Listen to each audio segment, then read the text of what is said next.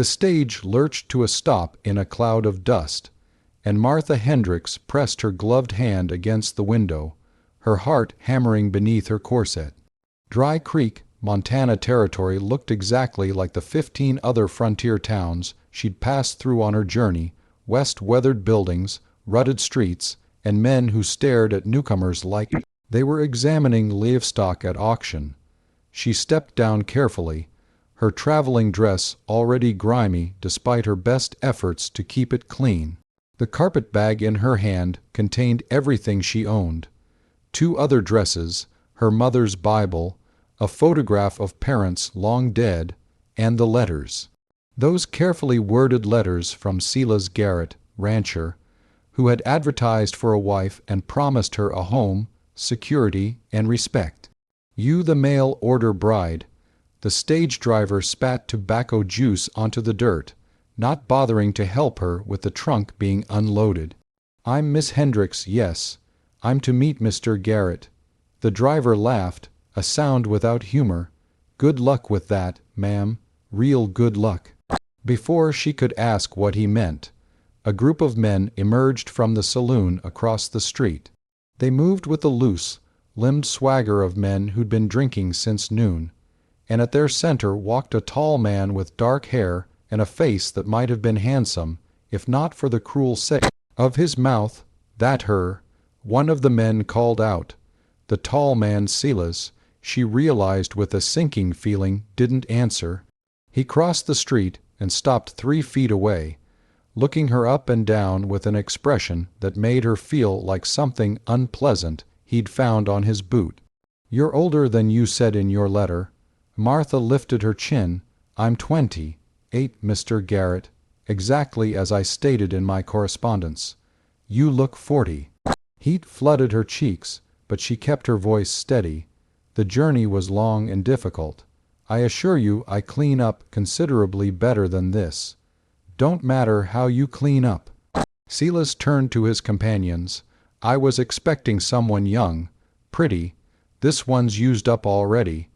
The words hit like a physical blow, but Martha had survived worse. She'd survived the factory fire that killed her parents, the years of working her fingers bloody in a textile mill, the landlady who'd tried to sell her to a brothel when she couldn't make rent. She would survive this too. "Mr. Garrett, we have an agreement. You sent for a wife, and I came in good faith. I kept my end of our bargain." "Bargain?" Silas laughed, and his friends joined in. "I got no bargain here. I got a dried-up old maid who probably can't even give me sons. I'm perfectly healthy and capable. Throw that woman in the river." The shout came from one of Silas's friends, a red-faced man with whiskey on his breath. The others took up the cry like it was a fine joke, and Martha's blood turned to ice as she realized they were advancing on her. "Now wait just a minute," she started, but rough hands grabbed her arms. She fought, dignity abandoned in favor of survival, but there were too many of them. They lifted her off her feet, laughing as she kicked and screamed, and began carrying her toward the riverbank she could see at the edge of town. "Stop! Let her go!" The new voice cut through the chaos like a whip crack. The men holding Martha paused, and through her disheveled hair she saw a rider approaching at a gallop. He pulled his horse to a rearing stop, dust billowing, and swung down from the saddle in one fluid motion. He was younger than Silas, probably no more than 30, with sun, weathered skin and eyes the color of a summer sky. More importantly, he wore a badge on his vest. "Put the lady down, now. This ain't your business, Cole," Silas said, but there was uncertainty in his voice now. "Making it my business, Garrett. Put her down, or I'll arrest every last one of you for assault." The hands holding Martha released her so suddenly she stumbled. The deputy Cole caught her elbow, steadying her with surprising gentleness. "You all right, ma'am?" Martha nodded, not trusting her voice. She was shaking, she realized, trembling like a leaf in a storm. "This is the mail order bride I sent for." Silas protested. "She's my property." "She's not property at all, and you know it." Cole's voice was soft, but there was steel underneath. "A woman's not bound to marry a man just because he paid her passage. She can refuse if she wants. I paid good money for her ticket." "Then you wasted your money. That don't give you the right to drown her." Cole kept himself positioned between Martha and the group of men. "Go sleep it off, Silas, all of you." For a moment Martha thought Silas might push it. His hand drifted toward the gun on his hip, and she felt Cole tense beside her. But then Silas spat in the dirt and turned away. "Keep her then. I don't want her anyway. Dry. Dup old cow." The men dispersed, their laughter fading as they headed back toward the saloon. Cole waited until they were gone before turning to Martha. "You got somewhere to stay, ma'am?" The question nearly broke her. She had nothing. No money for a return ticket. No family to send for help. No prospects in this God-forsaken town. She'd gambled everything on Silas Garrett's lies, and she'd lost. "No," she whispered, "I don't." Cole studied her for a long moment, then sighed. "Come on, we'll figure something out." He led her and her trunk to a small building that served as both sheriff's office and jail. Inside, it was surprisingly neat, with a desk, a couple of cells, and a pot-bellied stove in the corner. Cole gestured to a chair. "Sit. I'll make coffee." Martha sat because her legs wouldn't hold her any more. She watched as Cole moved around the small space with easy competence, stoking the stove, setting coffee to brew. He moved like a man comfortable in his own skin, nothing like Silas's aggressive swagger. "Thank you," she said finally, "for what you did. Couldn't let them throw you in the river. Water's still ice. Cold this time of year. You'd have died. I believe that was their intention." Cole poured 2 cups of coffee and handed her one. "Silas is a mean drunk, but he's usually not that bad. You must have really disappointed him." Despite everything, Martha almost laughed. "I committed the grievous sin of being 20, 8 years old and not beautiful. You're not ugly." The words were matter of fact, not flattery, and somehow that made them worse. Martha felt tears prick her eyes and blinked them away furiously. "It doesn't matter what I am. What matters is I'm stranded here with no money and no prospects." Cole sipped his coffee, thinking. "There might be something. Mrs. Chen, who runs the boarding house, is getting on in years. She mentioned wanting help, and Doc Peterson's wife just had twins. She could probably use someone. Charity work, honest work." Cole's blue eyes were steady on hers. "Nothing wrong with earning your keep while you figure out your next move." Martha wanted to argue, but he was right. Pride wouldn't fill her stomach or put a roof over her head. "I appreciate your help, Deputy. Cole Rafferty, just Cole is fine. Martha Hendricks." She managed a small smile. "Thank you, Cole."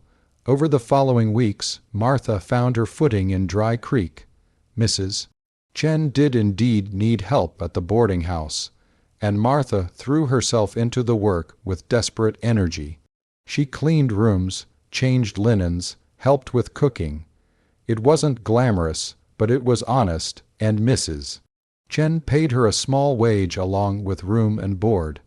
She also helped Doc Peterson's wife Elinor with the twins, 2 colicky boys who seemed to take turns screaming. Elinor was exhausted and grateful, and she and Martha developed a tentative friendship. And then there was Cole. He seemed to be everywhere Martha went. He helped carry her trunk up to her room at the boarding house. He stopped by to check that Mrs. Chen was treating her fairly. He tipped his hat when he passed her on the street and actually asked how her day had been, like he cared about the answer. "You're watching that deputy like he hung the moon," Mrs. Chen observed one morning as Martha stood at the window, supposedly beating rugs, but actually tracking Cole's progress down the main street. Martha flushed. "I am not." "Yes, you are."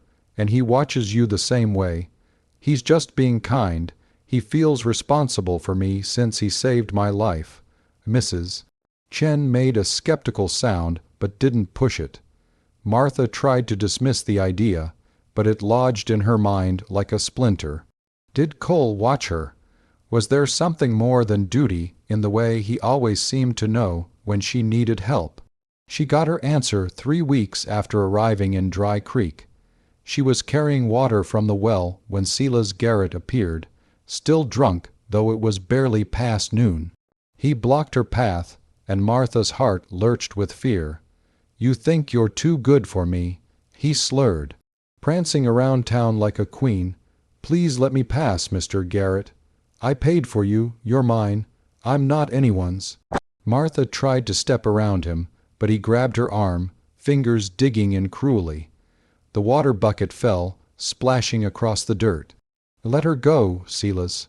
Cole seemed to materialize from nowhere, his voice quiet but his hand resting on his gun. Silas sneered but released Martha's arm. "You can't have her, deputy. She spoke for herself, and she said no. Now walk away." This time, drunk as he was, Silas saw something in Cole's eyes that made him back down. He staggered off, muttering threats, and Martha sagged against the well. "He's getting worse," Cole said grimly. "I'm going to talk to the sheriff about running him out of town. He'll just say I led him on or some such nonsense. Then I'll make it about the drinking and the disturbing the peace."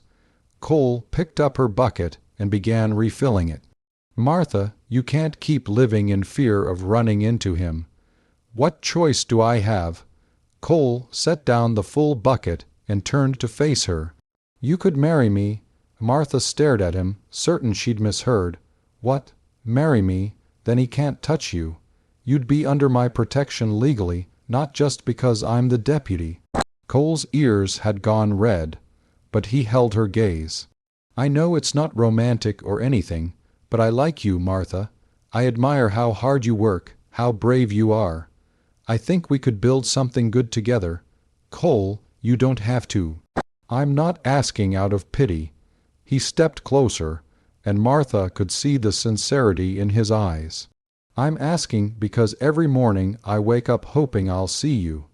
Because when you smile, it feels like sunshine. Because I go to sleep thinking about you, and I wake up doing the same." Martha's throat tightened. "I'm 28 years old, so I'm not pretty. You're beautiful to me. I came here as a mail-order bride for another man. People will talk. Let them talk." Cole reached out and gently took her hand. "Martha Hendricks, I'm not a rich man. I can't give you a fancy house or silk dresses, but I can promise you'll never be cold or hungry or afraid. I can promise I'll work hard to make you happy. And I can promise I'll never, ever think of you as property or a disappointment." Martha looked at their joined hands, his son, browned and calloused, hers red and rough from work. They were hands that knew labor, knew hardship. They matched. "Yes," she whispered, "yes, I'll marry you." Cole's face split into a grin so wide and genuine that Martha felt something crack open in her chest, something that had been locked tight since her parents died. Hope, she realized. She was feeling hope. They married 2 days later in front of the Justice of the Peace, with Mrs. Chen and Doc Peterson as witnesses. Martha wore her best dress, cleaned and pressed, and Cole wore a new shirt he'd bought special for the occasion. It was simple and quick, nothing like the wedding Martha had imagined as a girl, but when Cole slipped a plain gold band on her finger and kissed her gently, she felt more married than any amount of ceremony could have made her. That night, in the small house Cole owned on the edge of town, he was patient and kind. Martha had been nervous, expecting duty and obligation, but Cole made love to her like she was precious, like she mattered. Afterward, lying in his arms, she finally let herself believe this was real. "I was so angry at Silas," she confessed in the darkness, "for rejecting me, for humiliating me, but if he hadn't, I never would have met you." Cole pressed a kiss to her forehead. "Then I'm grateful to him, even though he's a bastard, because you're the best thing that ever happened to me, Martha Rafferty." Martha Rafferty. She tested the name silently, liking the sound of it. She'd come west looking for security and survival. Instead, she'd found something infinitely more valuable. She'd found home. The next morning, Martha woke to find Cole already up, making coffee and frying eggs. He looked up when she entered the kitchen, his face lighting up in a way that made her heart skip. "Morning, wife. Morning, husband." It felt strange and wonderful to say it. Martha moved to help him, and they worked side by side in comfortable silence, already developing the easy rhythm of a long, married couple. When Silas Garrett saw them together in town later that week, walking arm in arm, he made some crude comment that Martha didn't quite catch. But Cole just smiled, pulled her closer, and kept walking. They had nothing to prove to Silas or anyone else. A year later, Martha stood in the same spot where the stage had dropped her, but everything was different now.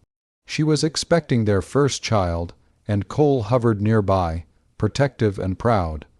They were meeting the stage because Cole's sister was arriving for a visit, eager to meet her new sister-in-law.